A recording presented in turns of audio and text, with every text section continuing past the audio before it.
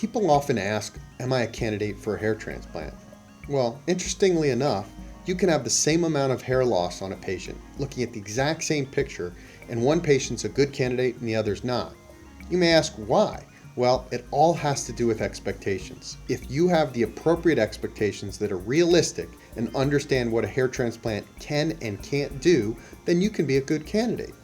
If you have unrealistic expectations, for example, if you want a thicker, full head of hair that you've ever had or look like you're 18 when you're 45, it's just not going to happen. In addition to having the appropriate expectations, you have to have the right raw materials to do a hair transplant. For example, we take the hair from the back of the head and then we transfer it to the front. Well, if this hair isn't thick and healthy and there's not just enough of it to meet the expectations or to move it to the front, you're not going to be a good candidate. If your hair loss is very unstable and it's continuing to shed, or we're not sure of the cause of your hair loss, you may not be a good candidate at this time.